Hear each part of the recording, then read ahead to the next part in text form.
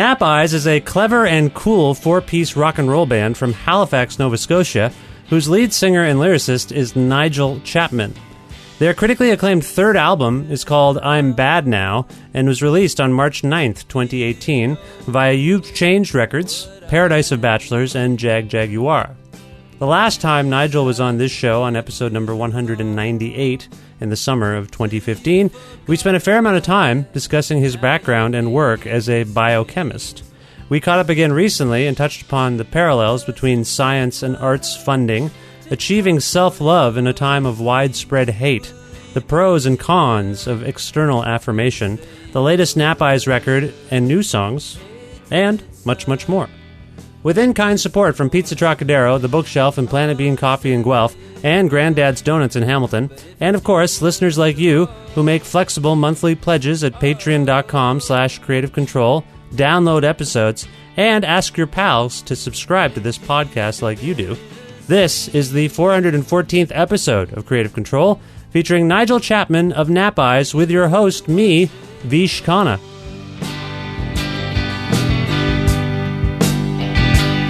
Sister lifted you awake, but you tried to leave it though. But nothing gets past you now, 'cause you always see it come.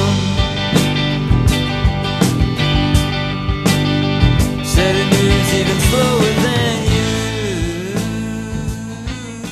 Hey Nigel, how's it going? Hey Vish, doing good. How about you? I'm pretty well. It's nice to talk to you again. It's been too long. Likewise, yeah. Now, where are you? You're usually on the road. That's one of the reasons we haven't talked in a while. You've just been traveling nonstop with Nap Eyes. But where are you today? That's true. So today I'm at home in Halifax, Nova Scotia. Nice. And how are things in Halifax? Things are good here. It's been a pretty reluctant summer kind of thing. Well, I mean spring, I should say late spring, but gradually the days are getting really long and nice, and usually a good breeze. Gets a little cold still, but it's been really really nice time of year. Nice. And you like I said already, you've been away a lot. Do you actually miss Halifax in particular? Do you miss home while you're away? Yeah. Personally, I do. I think for a number of reasons, but it has to do with the people here. But also, just having it's such a different mode of life, when you're at home versus when you're on tour. Just routine is different, and I think solitude is much more accessible here, which is a huge boon to me. But still, I like being on tour a lot as well. Yeah, like we established the last time you were on the show, you were kind of you worked a 9-to-5 kind of job, right? Mm-hmm. And so you weren't a homebody per se, but I mean, did you do a lot of traveling in your work prior to being a musician? No, definitely not. I was pretty much each day in the lab, which is it's not a far distance from my neighborhood, and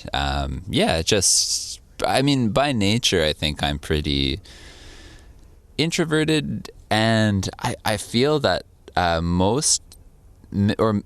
many things that I'm interested in, I can sort of explore them from the jumping off point of my own mind, if I have the time and the space to do this. Some resources help, like the internet, or music and audio media. But I feel that's maybe one reason I like to be at home, because then you can, whatever you want to learn about or create or anything like that, you can kind of use your space there, and it's a bit harder to find the opportunity when you're traveling. But that being said, traveling is a great way to change up your frame of reference sometimes. Yeah.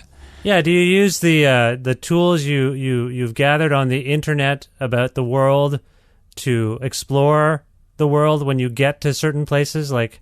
I'm in Nashville. I remember reading once on the internet about this thing in Nashville. Maybe I'll physically go there now. Do you ever do stuff like that? Yeah, well, every once in a while something like that comes up. I guess, yeah, usually it just by the luck of the draw, it seems like a lot of the reading I do or learning like doesn't, it would be for different parts of the world that we've never toured yet. But every once in a while, for sure. I know like on the last tour we did, we were in Paris, and Josh really wanted to go see the grave of, like, I think he was looking for Baudelaire's grave. I don't know if they found it, but they found Jim Morrison's grave, kind of thing. So yeah, same cemetery. Yeah, right, Montparnasse or something. So okay, that's a little morbid. Do you do that? Do you look online about famous graves and then try to find them? It's not really my thing, but I don't mind. In this case, like we had kind of parted ways for the afternoon, so I didn't witness. But yeah, it's something I'm down with, at least conceptually. Right. So just to catch people up, you and I, the last time you were on the show, we went into this in great detail, and we don't need to do it as much. But you mentioned that your background is kind of a scientific background. What exactly were you doing again in Halifax? I was basically I did my master's in a research lab in biochemistry. So my supervisor hired me as a grad student, and I just started doing experiments on like the larger project within the lab that we had. And I had sort of a small subsection of it. And I just did experiments for several years, using like different approaches, but like cell culture, like petri dishes full of cells that we would be treating in different ways. And basically what we were trying to study was this protein, which is called the apelin receptor. It is like part of a large class of proteins that exist in humans, maybe 800 different kinds of these G protein coupled receptors. Apelin receptor is just one, but you also have serotonin receptors and dopamine receptors, beta adrenergic receptors. So different kinds of like receptors for different molecules that will activate these cell surface receptors and cause different kinds of events inside the cells.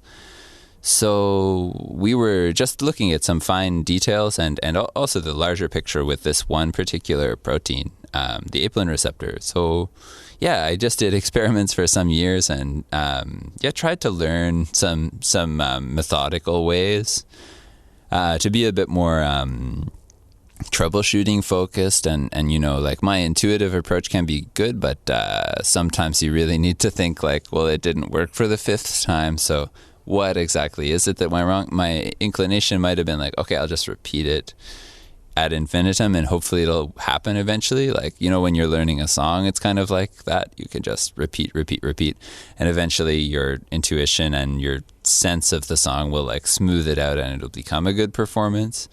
Sometimes with science, you need to be a bit more deliberate about like specific conditions that might need to be met in order for the experiment to work properly. So yeah, anyway, this is a bit of a sidetrack or an advance into another territory. But yeah, basically I was working here at a research lab and yeah, kind of going through. I don't think I was ever especially good, but I'm so grateful for the experience. I really learned a great deal. Well, it's interesting that you drew the correlation between your work in these labs and songwriting and working on songs. I mean, you did it yourself there. I mean, my understanding is you've kind of given up that work to pursue your work with Nap Eyes. Is that accurate?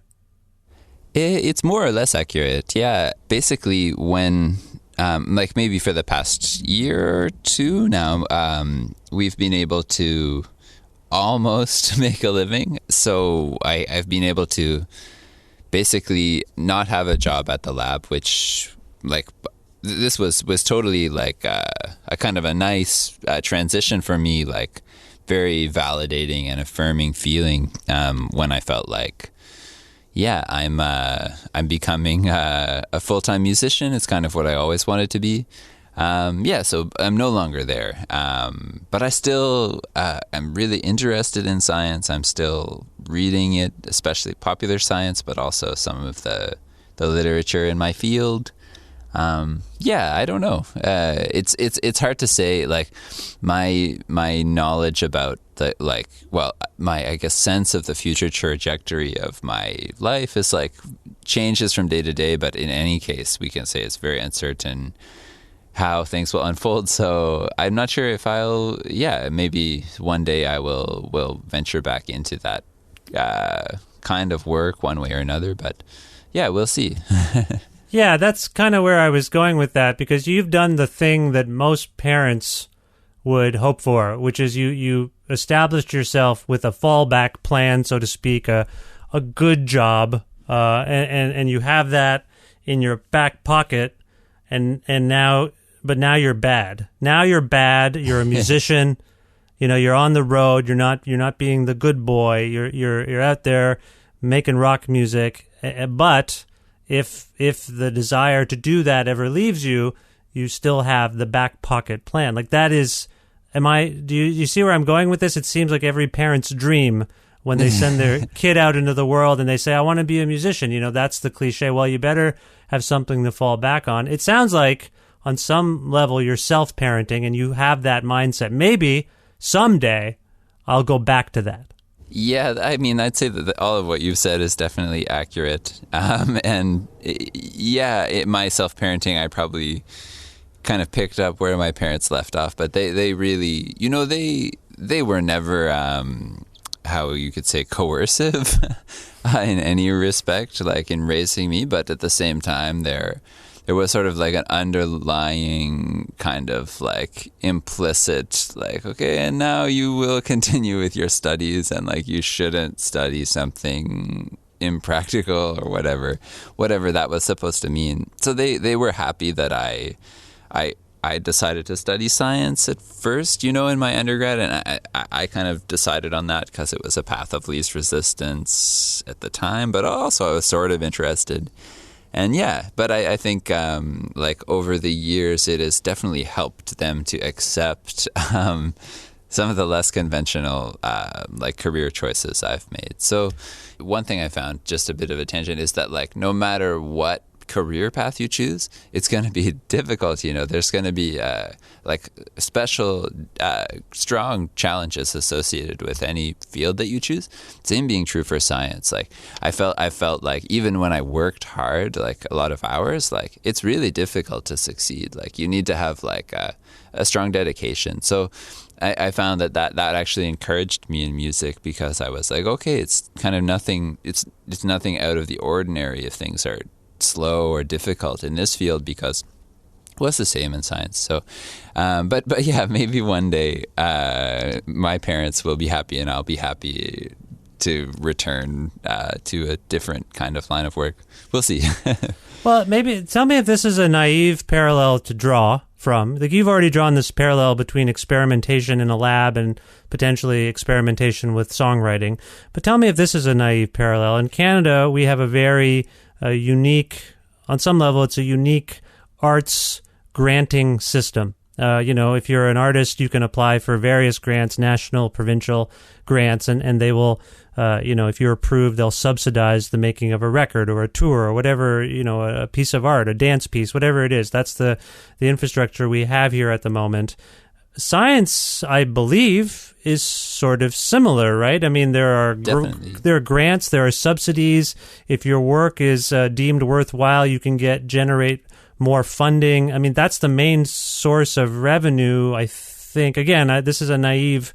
I'm making these comments without really knowing, but I heard you say definitely. Is that accurate? That is definitely the case, yeah. So, I mean, I think there's a branch of science which is proceeding like along sort of industrial partnership lines, like some company is investing a lot in some research lab, and the deal is that the research lab can't publish their results, in open access journals, but they have to keep it, within the company vaults or whatever for such and such a time, and then maybe the company can get a drug out of it and get a patent out of it or something. But there is like a lot of I guess encouragement of this kind of practice in the kind of the what it's called, like, I don't know, the drug pipeline or whatever, like a way to it's a industrialization of science, which is very important and needs to happen. But certainly shouldn't be happening exclusively, at the expense of losing all of the funding we have for doing basic research, which is this is more akin to the idea of like an artist getting a grant in order that they can actually make a piece of art, which literally they won't be able to otherwise. And it's not as if the art, at least at this stage, is commercially viable enough. So you need some kind of funding, especially again with science, because like art, when you do basic research, by which I mean like research that doesn't have a direct commercial endpoint or therapeutic endpoint, not necessarily like on a molecule that's going to be a drug, but you're just studying because you want to understand, say, how this receptor works, or understand what is the psychology that's going on if you alter this set of neurons in a mouse model or something, so it's really interesting things which may or may not one day lead to fascinating and highly practical advances. But for the time being, they need to basically spend a lot of time writing grants. Like if you're a professor and you're not working with someone in the industry, then a lot of your time is spent stressing over how to get a grant from the Canadian Institute of Health Research or the National Science Engineering Research Council. So in these ways, I think, there's these challenges. This is actually related to what I was saying about how difficult it is to succeed in any field. Yeah, because you really, it's so competitive. It's so difficult to kind of get your lab to get steady funding so that you can hire grad students and afford reagents and equipment and all that. So yeah, but it's a labor of love, I think, for people. Even grant writing. Well, it's totally fascinating to hear that. Again, this just dawned on me, and I spit it out. I thought from a kind of unknowledgeable perspective, but it's true. Revenue streams, funding, it's all tenuous. Everyone's going through this. The marketplace generally is volatile, and so whether you're a musician on the road or a scientist in a lab, you could be subject to a funding cut, a lack of revenue. We also, in both fields, there are cash prizes, awards, right? Yeah, for sure. Right. So there's it's weird. I think there's actually an economic parallel that I hadn't considered. Because you understand what I'm saying. I think the perception would be you left a safe job to do something a little more unpredictable. But like you say, they potentially are equally unpredictable. Yeah, definitely. With a few, I guess, if a professor's lab stops getting funding because, the powers that be decide, oh, your research is no longer interesting. If they've got, tenure, for example, they are still able to make their paycheck every year, even if they can't afford to do their research. But if you're a researcher in that professor's lab, you are subject to the whims of those power structures. Definitely. It's interesting. That's fascinating.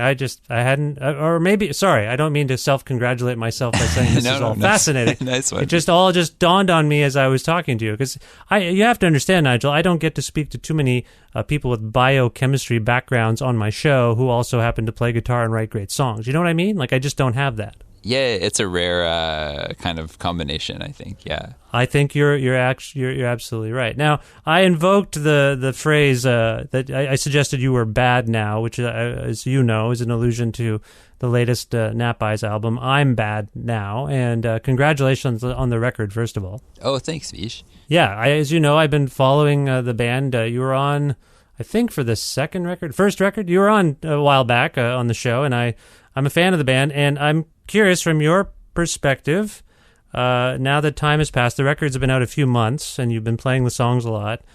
Do you notice a kind of marked shift in the band's sensibility, in your own songwriting sensibilities with this record? Yeah, well, I think in certain aspects, it probably the songs have changed or evolved. I always feel a bit awkward / defeated about kind of giving a good answer here, because this album, we recorded it 2 years ago, so it just takes a long time for things to come out. So There's already been progress and evolution since these songs even. Yeah, exactly. It's like you would think usually the easiest comparison to do is your current sort of mental state, creative state with like whatever's come past. And I start to look at those three albums then as like analogous to one another in the past. But always though, like I think, we're starting to realize or like learn as we do this more what are what is our kind of like natural sound or intrinsic quality to our music. There's probably some thread that's going to be consistent across all the albums, but anyway, this was all kind of a disclaimer, but to actually answer that question, I think there's definitely some differences between I'm Bad Now and the earlier albums. Technically, the recording was done differently. It's a bit higher fidelity or significantly higher fidelity, but still with our like kind of, ramshackle approach.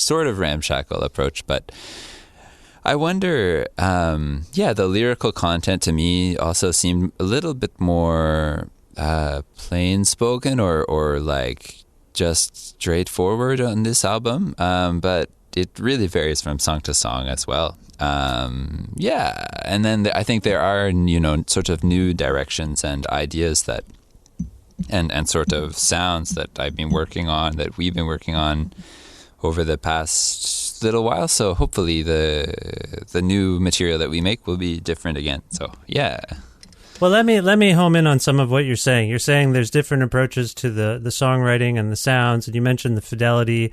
I would ask you to expand upon some of those things. And within that, though, I have noticed a bit of a shift, too. And I noticed that your use of pronouns has been pretty interesting throughout the trajectory of the band. And on this record, it seemed to dawn on myself and other people that when you invoke things like you and I mean, particularly when you invoke you, it sort of suggests a second-person thing happening, but there is this sort of indication that you might be writing about yourself a little bit, and I'm curious about that. Do you find that you've been but within all of the things you just said, I'm also wondering if you can discuss that notion. Like, do you feel like you are a bit more self-reflexive here, but in more of a playful way, or rather under the within a narrative guise of sort of like you, but is that you? Actually, you, Nigel, you know what I mean? Yeah, definitely. And I think that's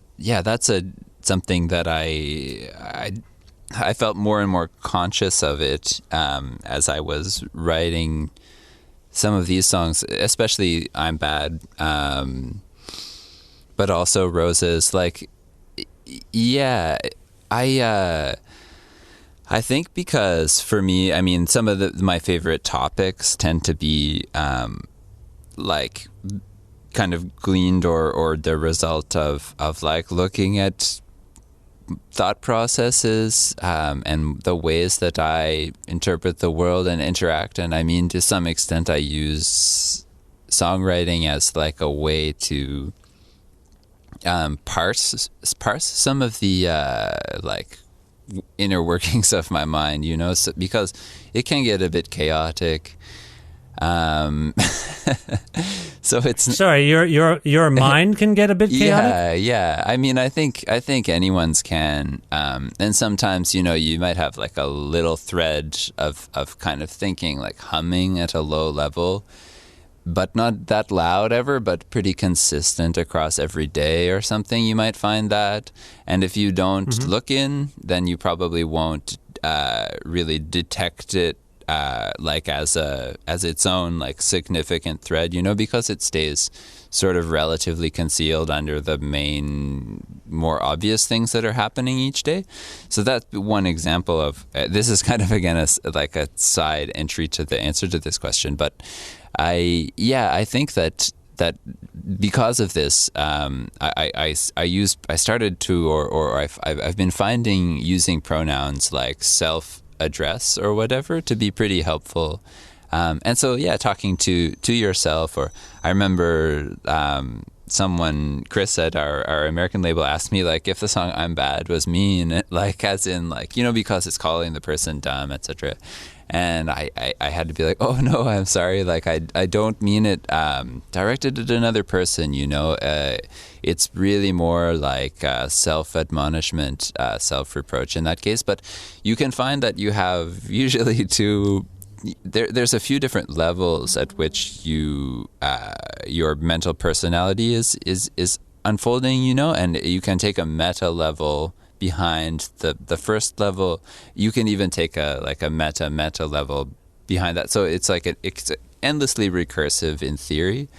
And I think sometimes you look at the some of the lower level, and I'm not saying it as a value judgment, but just like the first, like most obvious level of that thought process, and you can step back from it, and it might be like a negative or a sad or a you know, a selfish or a righteous or whatever other things, or devoted or like, you know, curious. Like it can be any mental mood, but then you can take a recursive step from it and have a meta awareness of that mood.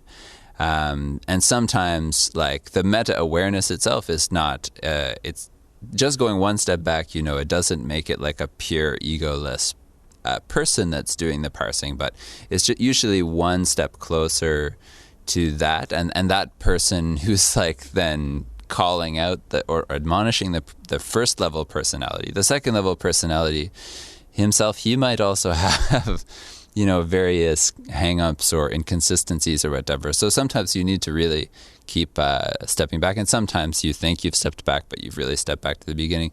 This is kind of so it's just like a kind of how do I say? This is just a cataloging of some of the structure I see in there when I look in there, you know.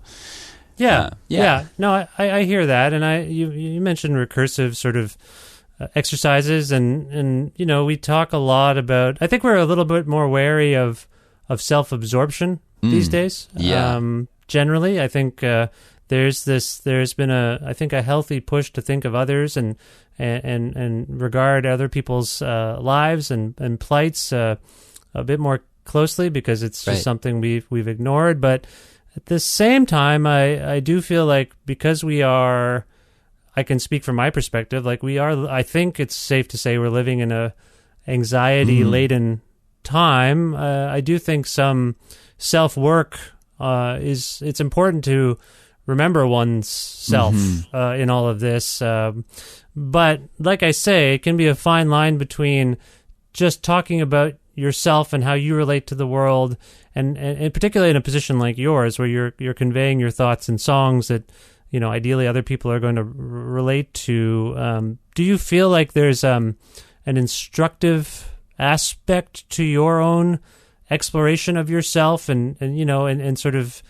examining yourself? Do you feel like, I mean, obviously your fans are relating to your music, but do you have a grander idea there or notion about maybe what your songs talking about yourself might say about the world at large, or what other people are going through? Yeah, well, that thanks for even considering that might be a possibility. I think when I think about music, you know, for better or worse, it usually is, or it often is, at that lofty level of like values and differences that you can make in a person's life by like.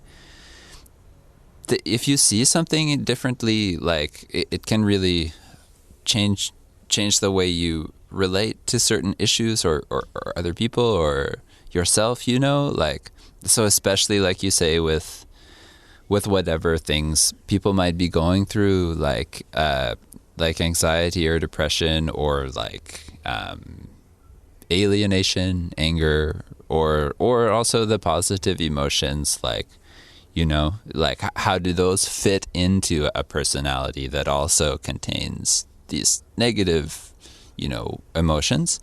It can be instructive, I think, to hear that, to see that, especially like kind of like what you were saying, because like on the one hand, it's good that we have this like self-deprecation, and it's good to question our, like kind of confidence and sense of sure-footedness and rightness. Like, oh, it's great to question all these things, like break it down. But really, really important and sometimes forgotten in the second stage of this mental hygiene is, like you were saying, like you need to have this kind of self-love. You need to have love.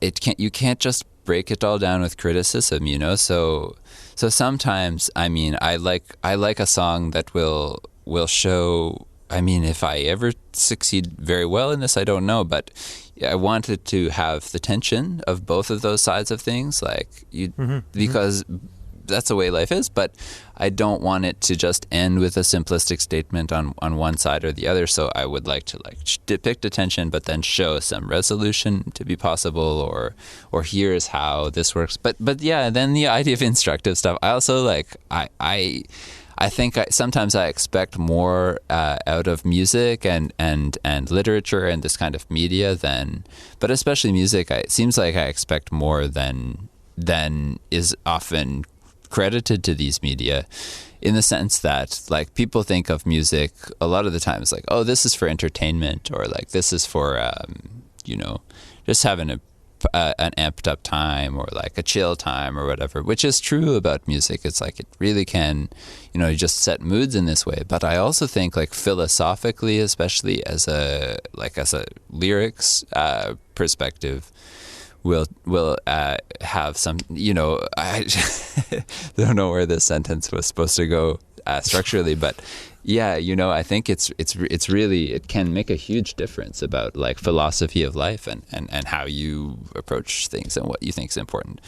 But I'm flailing around in there, so I don't know how helpful it is for others. Well, I mean, I've had this conversation with a few people on the show, and also in just regular conversations with people, and I don't know if you're hinting at this as well. Like, are you also in that sort of self-preservation, self-love mode, but also thinking about how you relate to the rest of the world, or we relate to the rest of the world? I mean, do you have a sense that perhaps we're just a little too hard on ourselves these days? Like maybe we don't, like you're saying, like you want to be conscious of not coming across as an egomaniac, and there's a lot of self-flagellation and self-deprecation and kind of almost this lingering irony that exists, like a kind of self-detachment from the world, and sort of putting oneself down on some level. But I wonder if that's kind of cumulatively led to this collective hardship, like this collective sense that we're not good enough sometimes. I mean, even within the title of your record, I'm Bad Now, there's a duality there. There's something going, like, if just black and white, there's bad, there's good, obviously, and this is just a self-identifying sort of statement one might make. Anyway, all this, I'm rambling too. This is not maybe an easy topic, but I'm just curious if you can hit upon that. Like, do you think that maybe we're a little too hard on ourselves these days generally? For some reason, there's just this pressure that we put on ourselves to function and contribute something. And then within that, can you talk about this notion of I'm bad now? Like that's just fascinating to me.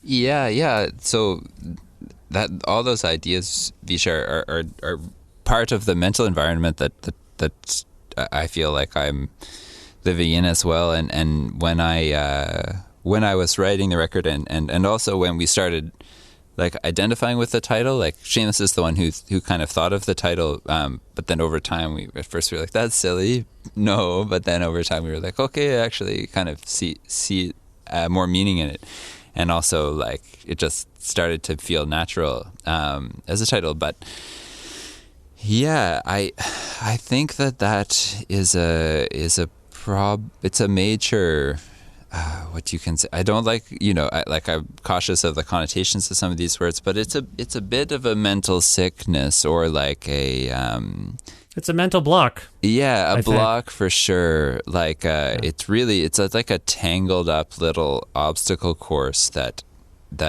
various you're being told from various sides, like, you've got to go through this course. But sometimes they don't, like, the advice is one-sided, or like, I think it's what you say, like, of course we should have doubts about our own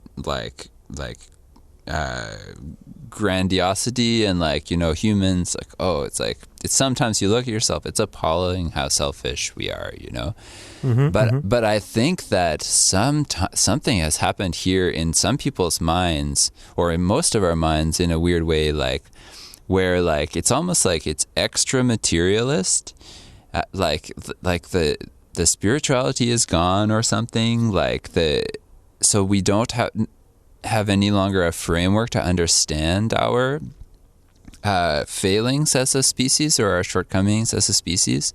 This is that's kind of a cryptic statement that I made, but I guess it's something like, and this is only in my opinion, but I do. Well, sorry, I don't mean to interject necessarily, but I just that's the notion that we've become maybe too materialistic in our thought process, and now are devoid of spirituality is totally fascinating. But and I know you're just contemplating this as you go, but can you home in on that? Like, what do you mean exactly? Like, are you referring to just the way we interact on with our machines and our devices, and like,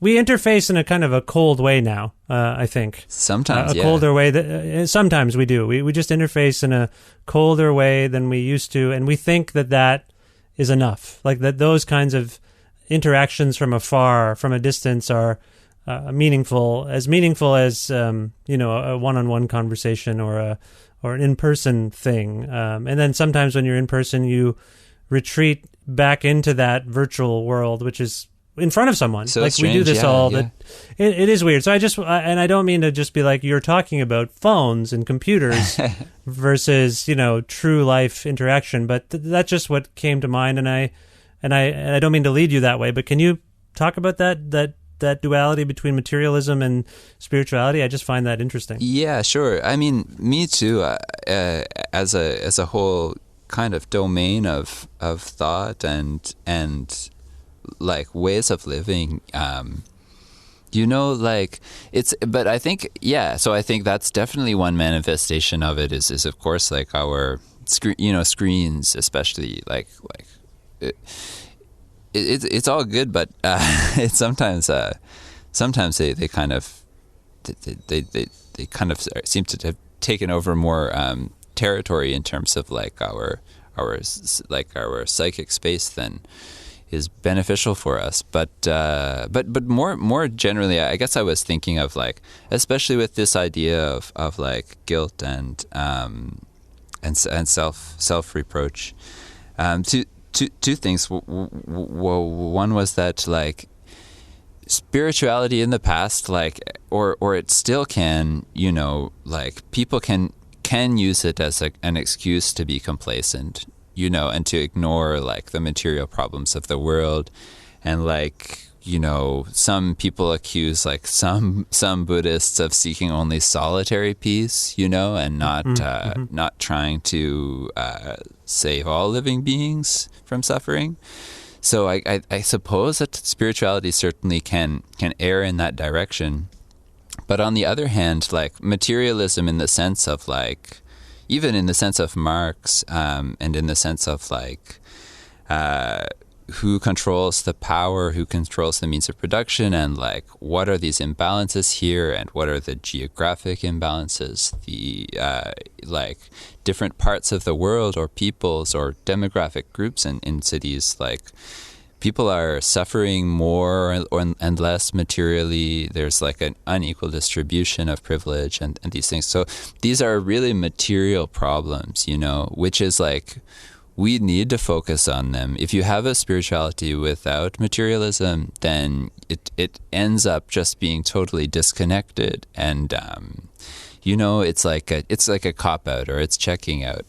But on the other hand, if you have a materialism without spirituality, and I mean spirituality in the if it's possible to invoke it in the most like fundamental non-sectarian sense, you need some sense of like inner life, inner purpose, like self-development direction, like which is not just defined through like your relationship to these material inequalities or whatever. So, and I mean, like, for some people, like, it may be that because of their natures, like, social activism is the way for them to, like, achieve spiritual progress, you know? I would never discourage someone from pursuing activism or you know, like advocacy, you know, for disadvantaged groups or anything like that. These are amazing causes that we absolutely need. And I wanted to set up the positive side of materialism is focusing on these problems. But if you don't have this complement that basically allows you to like understand your place in reference to all these things and accept it without like just a total unilateral writing off, which is so common. I think like people just don't know, like, because it's so much baggage and we don't really know how to unpack it all or relate to it. And I think that something like say Buddhism has a compassion meditation, and in Buddhism, like when you speak of compassion, like, and the actual practice of compassion meditation is, as I understand it, like you also first you invoke like a kind of self-love. You love, you know, yourself, and you give this. This is, I guess, the side of things that is really important. You need to do this in order to then you know, after giving this to yourself, this kind of loving focus, then you give it to all the other beings, you know. Mm-hmm. And I feel like this kind of thing can tie it up, you know.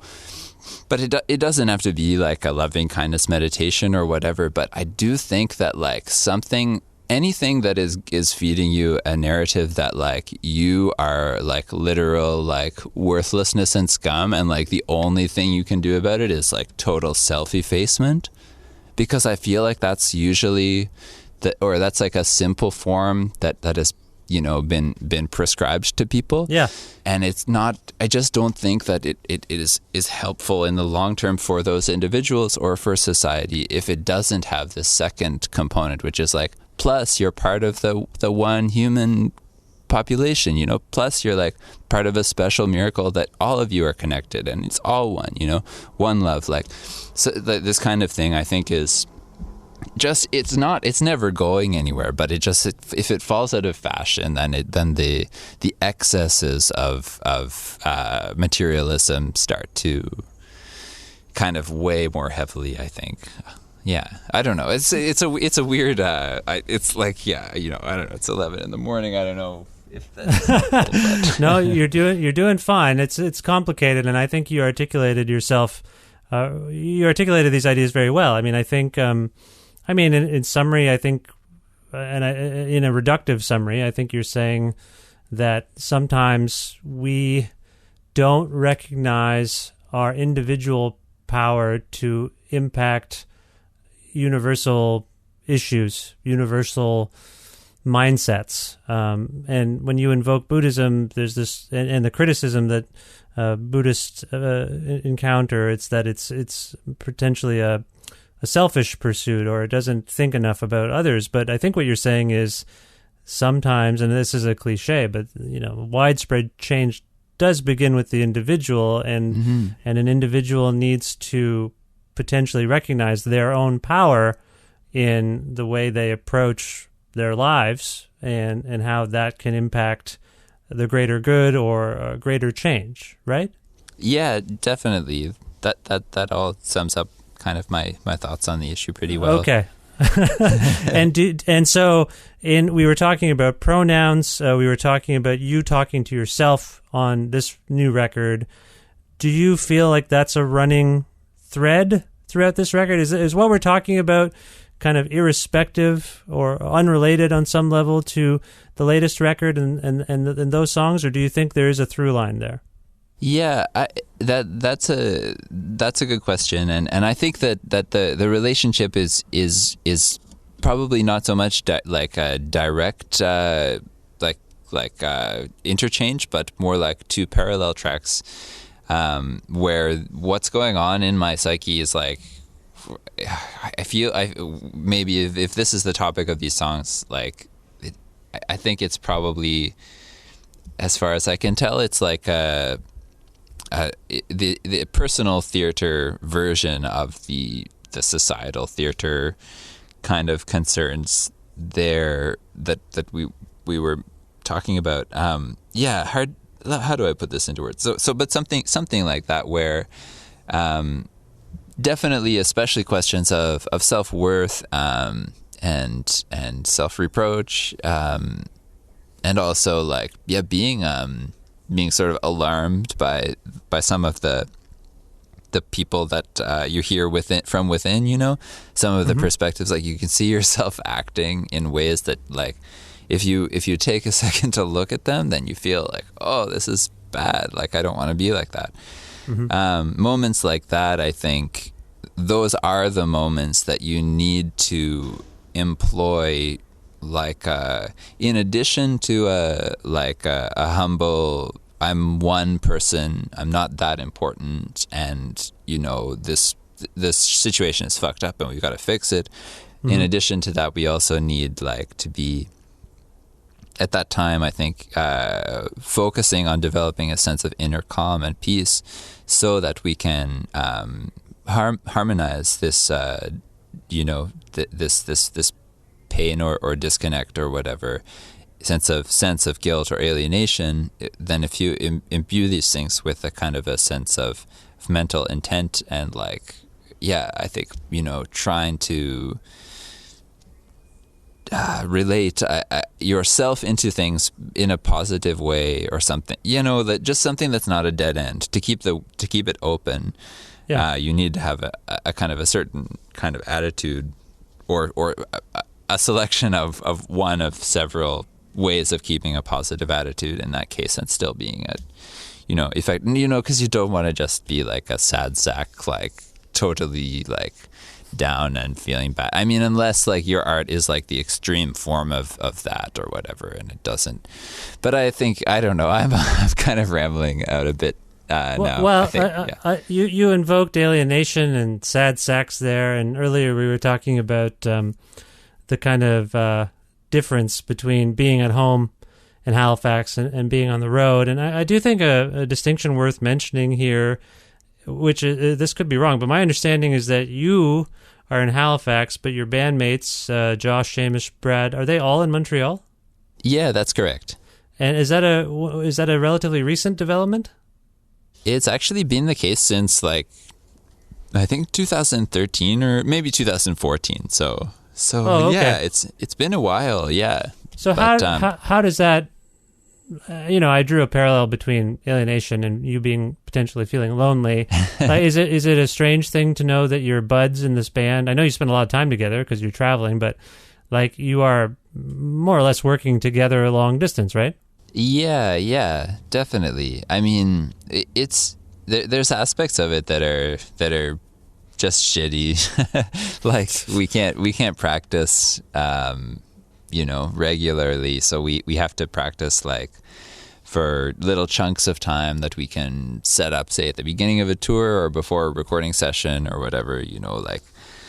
So in some ways, it's like you kind of wish you could just have a more consistent, regular jamming schedule, because you could gradually develop ideas, see where they go, without the pressure of like, okay, we have like 3 days before the recording session starts, so we've got to try to learn everything now. But that can also have a good side, which is like, there's something good about having a time pressure and a self-contained, like, little stint where it can help you focus on it, and it can add some creative, like, moment to the situation. But yeah, and then I miss my friends, when I don't see them. But I also love, like, being on my own, and I love, the solitary time that I can take out here. We have to, like, email a lot, and I wish that, like, we could just somehow, like, I wish the technology were just that much better that maybe we could enter like a VR sim together for like, 10, 15 minutes each day and just debrief. But that hasn't happened yet. So the songwriting works, my understanding is you kind of put together the songs in a skeletal form and then send them off to the band. Is that right? Yeah, definitely. So exactly, I make up some lyrics and a melody and some simple chords usually. And then, I'll send that to them in a demo form or I'll bring it to them in person. We'll play it together. What's difficult for me is like knowing the difference between something I've come up with, which is actually good, or not even like whether it's good or not, but if it has potential as an Napa song, versus, is it just another thing that belongs on the cutting room floor? Like it's good to do it to get the practice of making it up. But most things I write, they don't end up getting used. They're just sitting on a recorder somewhere. Okay.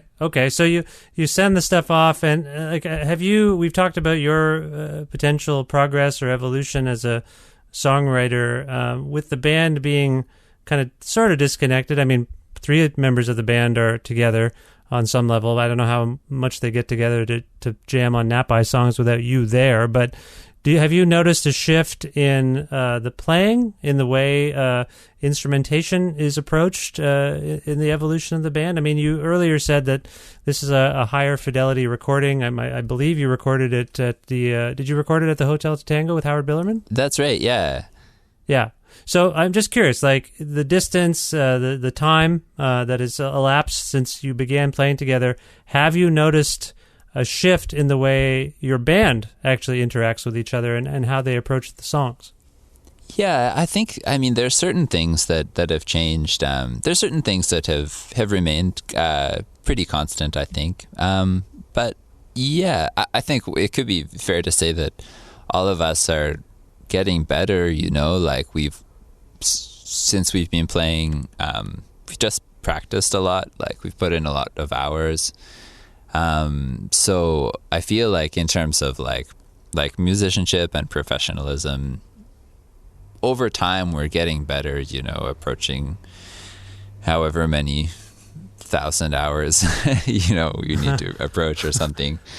But I believe it is 10. It's supposed to be 10,000. Is that what Malcolm Gladwell says? Right, for expertise in a domain. Yeah. So right. So I like to think in those terms. I mean, I'm a sucker for like that sort of self-development narrative or whatever. I think it's so beneficial to know and to reassure yourself that if you do want to do something, whether it's like related to gaining skills in your profession or like learning about a new field or learning a language or gaining some physical abilities or like whatever, martial arts or yoga or something, or if it's like, if you wanted to do like meditation or something, like all of these things, like I think it's really real. Like you can improve if you put time in any domain. So it's nothing new, but anyway, I think in that way we've gotten better over time. But then the other worry that a young artist has, or that especially in music, is that like it seems like the early songs of like a lot of favorite artists, I think it's not the artist's fault, but more the way that rock and roll gets sold. And I don't mean this from my own personal experience, but you just look at a lot of your heroes, and a lot of the time they're old. They're much younger. Like they don't make your favorite music, when they're in their 30s and 40s a lot of the time. But at least that's the way I used to think. But then I've found like late era records from Neil Young that I love, or from Bob Dylan, and so I think it's kind of not true, but it is true that in terms of the publicity that they get for their work, everyone remembers the work they did when they were like 23. It's like that's got to be weird from an aging perspective, and so that's why one reason that I like to take refuge in these like the narratives of self-development that proceeds long into life, you know, and takes it slow and like, yeah, just gradually gaining proficiency and mastery of an art is like, that seems like pretty important. And you notice this, like if the approach is like that, you know, then you'll find that martial artists or classical musicians or, you know, computer scientists, I'm sure even lawyers, historians and things. Sometimes people, scientists as well, people or writers like novelists and things, like people will give more room for, in those fields, usually for the creator or inventor or whatever to be developing in their later years, you know. There's not such an expectation to make some like amazing like song that has its like finger on the pulse of the generation, you know.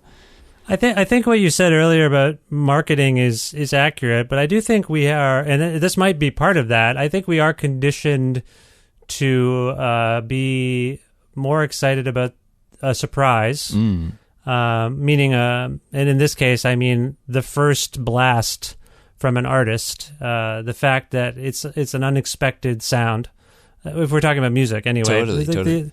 There's this notion of we are conditioned to enjoy to really appreciate surprises. We are conditioned to appreciate something that sounds fresh, and then when the artist continues, we're past that. We're past that point. It's even if they make very rarely does an artist continue to make great records and still be treated the way they were when they first sort of emerged. Sometimes it can take.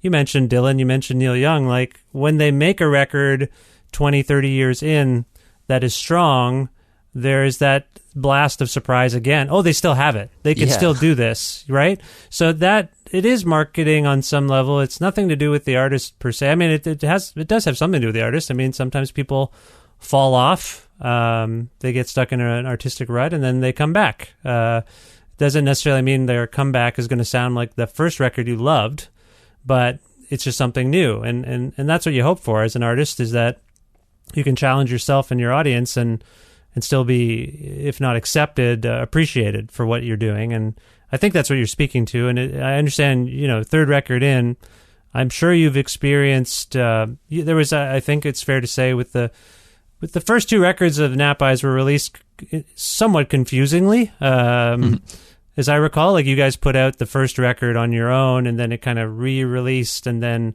hot on the heels of that re-release, the second record came out.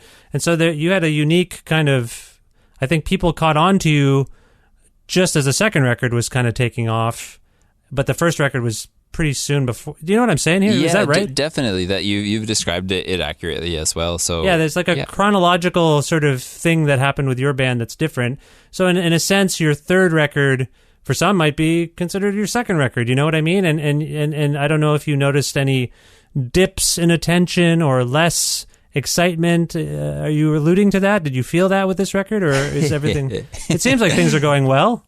Yeah, no, things are good. Yeah, it's been a positive experience for sure. I think we all got a bit like, you know, ornery because of we had to wait so long.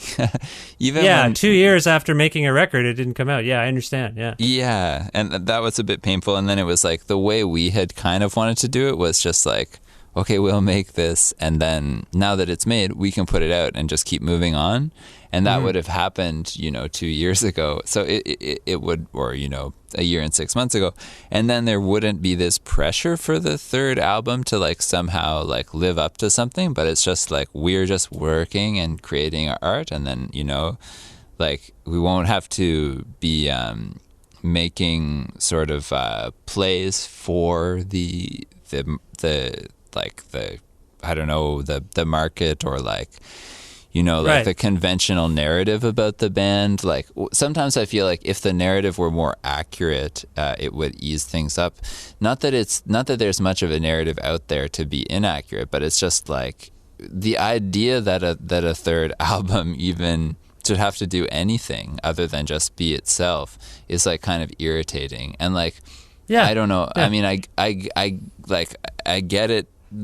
Like I understand it, but and I understand why like certainly if our business partners think that's like the best way, then it probably is the best way. But a part of me still feels like if we were just able to like release on our own schedule and create albums like in whatever way we wanted without any concern for, is this going to be high fidelity enough? Is this going to contain hits? Or is it going to hit at the right moment? If we were less concerned about these things, then maybe it would just be nicer because we could just stay more active, you know? I create a lot of material that I feel like one reason it never will see the light of day is because we don't have the impetus to record it, because we won't be able to record it for another, you know, half a year or something. So that kind of thing I find a bit tricky. But all that being said, I have no justification for complaining, because our labels, they know what they're doing, and it's by their good graces and because of them that we've been able to like sort of make a living. So, which is it's amazing. So we have a great gratitude to them as well. But it's just sometimes, and I and related to more pointedly related to your question, like it would have been sweet to like, you know, get the Polaris nomination or something, but it's all good. Right. Yeah. I know it's frustrating, and it sucks, but you're a great band. You're a great songwriter, and Napaz are amazing. And so what is next for you? I mean, it's been 2 years since you had this last batch of songs. Is there a bunch of new stuff ready to go?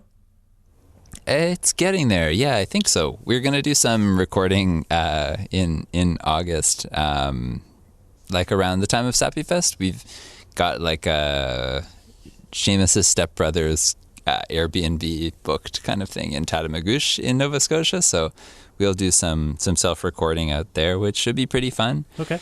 Yeah. By the way, I was only joking about the Polaris thing. It's not really important. I didn't. I apologize. I know there's as we're speaking, the long list is out, and it's for people who don't know, this is a Canadian Music Prize, and they release a long list of 40 artists, and then that gets whittled down to a short list of 10 by a jury. I'm among the jury members, but I have to say I glanced at the list, the long list. You're saying the Napaz record didn't make it. I'm sorry to hear that. I didn't even recognize that while we were speaking. I think in my head, I assumed it had been nominated because it's so great. That's too kind. Yeah, that's a drag. I'm sorry. I mean, it is weird. They don't matter. Just another. Yeah. It's another external thing that. It's the equivalent of like tweeting something and not getting liked enough for you. You know, like there's all these just stupid metrics of success, and they impact your joy and our joy. I'm not just saying you, and it's frustrating because we should be. This probably harkens back to what we were talking about earlier in terms of self-worth and how we fit in the world and anxiety. I mean, I do feel like if you're constantly checking to see how your Facebook or Instagram or Twitter post is doing per se, you know, what was your motivation for doing it in the first place? If you're worried about an award nomination, more so than anything else, which I'm not saying you are, but I mean, I think there are people who are probably genuinely despondent and hurt and all those things. But I mean, at the end of the day, that's not probably why we do the things we do. We're expressing ourselves, and that's about it. That's the best we can do. I mean, whether they're accepted or not, it's I mean, accepted in air quotes. I mean, you're doing fine. Your band is great, and it sucks, but hopefully the Polaris thing sucks, and I'm sorry, but I hope people listen to the record. That's why you're on the show. I want people to hear the record, I want people to... And you're playing some shows, right? You're playing a bunch of shows. Definitely. Yeah, I mean, in the grand scheme, things look good. And even in that, I want to say to any Polaris jurors like yourself out there, or anyone that's involved in that decision, no hard feelings at all, because we totally understand that this kind of thing, it has to proceed... You have to look at like how things are looking, and maybe they're thinking like, oh, Nava's third record is pretty good, but I bet their fourth record will be groundbreaking, and if they haven't been nominated, so it could be anything like that. Well, I mean, you could also look at the trajectory of an award like that and probably guess that, and you've probably experienced this as well. firsthand. I mean, it's weirdly difficult now. Not weirdly. It's just the way the world is functioning. Like, it's harder to be a white guys in a rock band in an age where the stuff that really pops is not music made by people like you. And that's a thing that I imagine you have to deal with on some level. And if you look at that prize over the last few years, like, I can't even, I as a jury member, like, I'm trying to think of the people who have won in recent years. I can't think of a rock band that's won, in a while. Totally. Yeah. Yeah, it's true. Like, there's changing trajectories, and exactly. So, yeah, it would be, it's an interesting topic, and it kind of, it does relate to what we were saying earlier, but it's certainly not something that you would have much justice in, like, having hard feelings about, like, oh, like, why is there no room for us up there? We're like they're taking all the spots from the white guys. This is not fair. Like, this would be, like, not the right attitude. But also, of course, it's important to say, like, you shouldn't have an attitude which is like, oh, and because I'm a white guy, like, oh, everything I do is going to suck, or, like, it's just going to contribute to, like, the world. No, not at all. It's just, that's right. You can't think that way, and you have to do what's true to you, and that's all I can say about it. Sorry, I didn't even think of it. No, I'm happy to talk to you about it. But yeah, I didn't mean to harp on it at any length either. No, it's worth bringing up for sure. Well, I mean, you've got shows coming up, and potentially it sounds like maybe more music coming as well. Where can people learn more about I'm Bad Now and Napeyes? Where would you send people on the internet? Yeah, you can go to our website, napeyes.com. You can also follow us on Twitter and Facebook. These are probably the most reliable places. Usually our labels, Paradise of Bachelors, Jaguar now as well, and You've Changed Records in Canada. They also have some info, but yeah, mostly checking out our online presence. And I think every once in a while I'm going to do significant changes to the website, but right now there's not much going on there, but there's a few. And you're playing Sappy Fest, I believe, right? Yeah, that's right. Yeah. And are there other big shows coming up? We're playing the Wolf Island Festival of Kingston. I think that's August 11th or something like that. Yeah. And we'll play Pop Montreal September 28th, I think. A festival in Chicago. I'm not sure if it's announced, but I think sometime in September 15th or something. Okay. Yeah. And then a few other probably Ontario shows around that time in September. Yeah, so we'll be around. We'll be at it. Okay. Well, I hope you keep at it. No matter what happens, I hope you keep at it. And, Nigel, is there a single song from the new record that we can go out on? Oh, yeah. I mean, anything you'd like, but why not go with You Like to Joke Around With Me? Is this about me? About you, Vish. Yes, exactly. It is. This is one where the pronoun, though, is definitely a second person, not just referring to the internal Nigel. Okay, all right. This is You Like to Joke Around With Me by Napeyes from their excellent new record, I'm Bad Now, which you should pick up immediately. Nigel, this was another pleasure and thought-provoking chat. Thank you so much for being on this show, and best of luck with everything. Likewise. Thanks so much for talking to me, Vish. It's been great.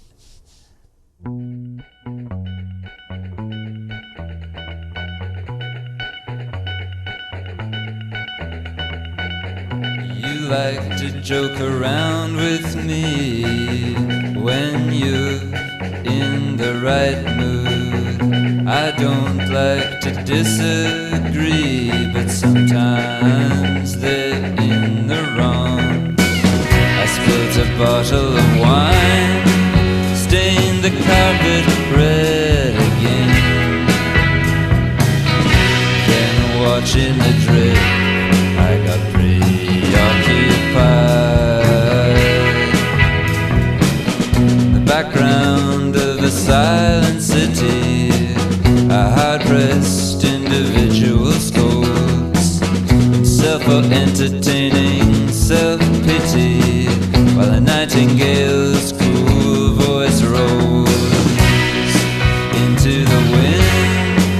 Feels like a distant kindness flows, but keeping your mind on things sure can give you a hard time.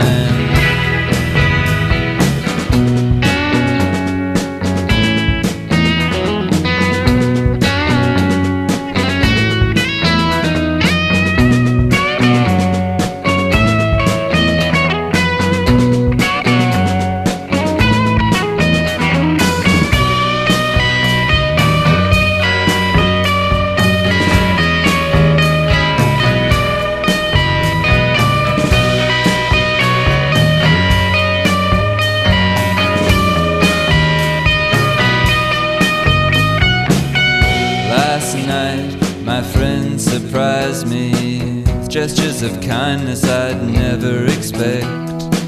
Once I looked down and often worried about life's distant loneliness, but tuning yourself to catch another's wavelength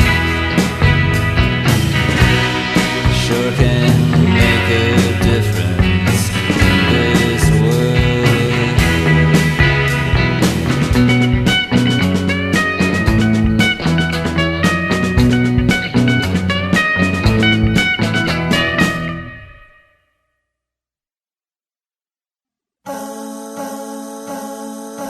Special thanks again to Nigel Chapman of Nap Eyes for appearing on the 414th episode of Creative Control, which is part of the Entertainment One podcast network and available on all iOS and Android platforms, and also on things like Spotify and Audio Boom and YouTube and other things too.